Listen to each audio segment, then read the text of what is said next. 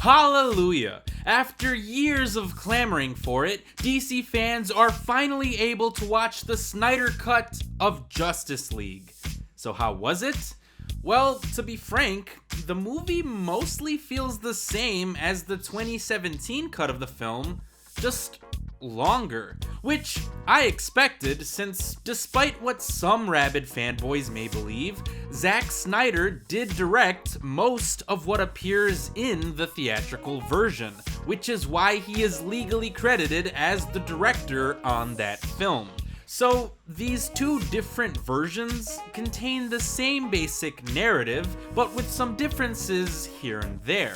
And to be honest, I don't think Snyder needed to keep this version at 4 hours long in order to preserve his true vision as an auteur. He would have needed to shave down that runtime back in 2017, even if he did retain creative control. So this version, to me, feels more like a rough assembly cut of a film that just happens to feature mostly completed VFX work, because there are definitely certain moments or scenes that could have been cut out of this movie. However, much of what is added into the film does help flesh out the world and the characters and the narrative as a whole.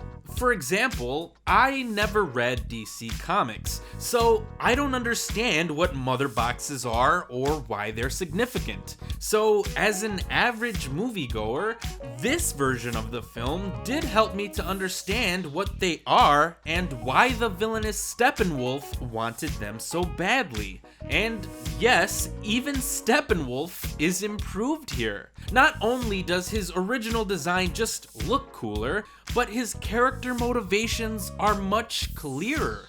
And the same goes for our heroes. Everyone gets the chance to shine.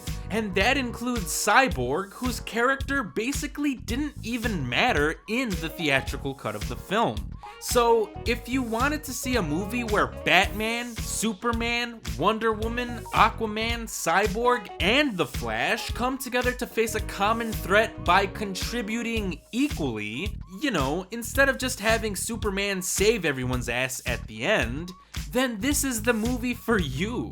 I may have my issues with the 4-hour runtime, but the added footage does admittedly help create a coherent plot that features a better narrative with a far more satisfying conclusion.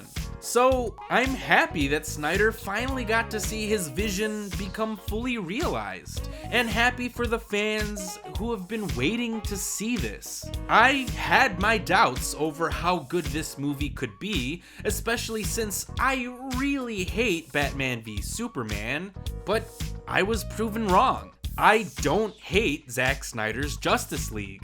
To be fair, I never hated the original version of Justice League either, but I actually do kind of like this. But the movie is far from perfect. There are more things I'd like to discuss which I didn't care for, but there are also more elements that I found to be very pleasantly surprising. So I'll be working on a full review of the movie, which I'll post in a couple of days, but until then, thanks for watching.